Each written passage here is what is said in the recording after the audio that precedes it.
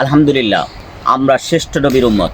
হাজারো নবীরা আমাদের নবীর উম্মত হতে চেয়েছেন, কিন্তু আমরা মহান আল্লাহর অশেষ মেহেরবানিতে এই নবীর উম্মত হয়েছি।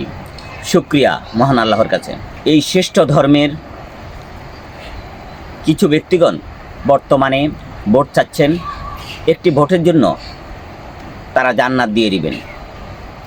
এই হাস্যকর কথাগুলো আমাদেরকে ধর্মের থেকে দূরে সরিয়ে নিচ্ছে, ইসলাম থেকে দূরে সরিয়ে নিচ্ছে।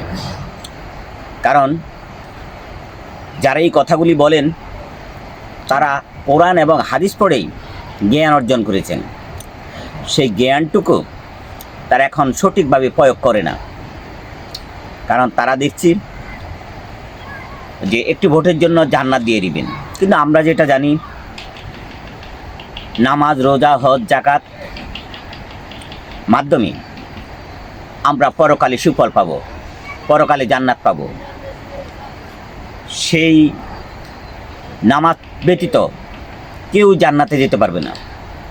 তাহলে এই জ্ঞানী গুণী ব্যক্তিরা যখন বলে যে একটি ভোট দেন, জান্নাতে চলে যাবেন, কিন্তু এই ধরনের কথা আপনারা বলবেন না, ইসলামকে বিতর্কের মধ্যে ফেলবেন না।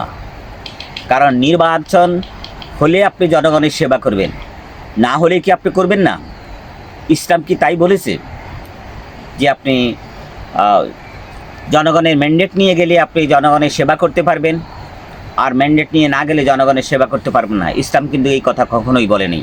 তাই অবশ্যই আপনারা এই ইসলামকে বিতর্কের মধ্যে না নিয়ে আপনার রাজনীতিক চিন্তার উপরে কর্ম পরিচালনা করুন। হয়তো জনগণের ম্যান্ডেট পেলে আপনারাও ক্ষমতায় যেতে পারেন।